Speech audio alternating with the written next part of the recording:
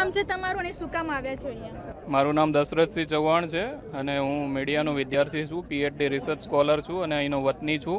જ્ઞાનીબેનના સમર્થનમાં આવ્યો છું અને પ્રિયંકાજીના હાથ મજબૂત કરવા માટે આવ્યો છું. અને પ્રિયંકાજીએ જે કમી રાખી છે એ પૂરી કરવા માગું છું. પ્રિયંકાજી અહીંયા મોદીજીને જે વાત કરી છે એ પ્રમાણે હું પણ મોદીજીને કહેવા માંગુ છું, એક વિદ્યાર્થી તરીકે ને ગુજરાતના યુવાન તરીકે.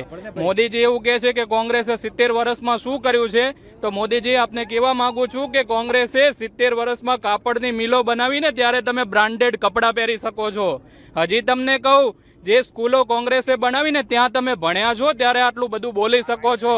મોદીજી આપને એ પણ કહેવા માંગુ છું કે જે રાજીવ ગાંધી કોમ્પ્યુટર લાવ્યા અને ઇન્ટરનેટની ક્રાંતિ લાવ્યા ત્યારે આજ તમે સોશિયલ મીડિયાથી યુવા સુધી પહોંચ્યા છો. આપને મોદીજી એ પણ કહેવા માંગુ છું, આપ એવું કહો છો કે કોંગ્રેસે 70 વર્ષમાં શું કર્યું.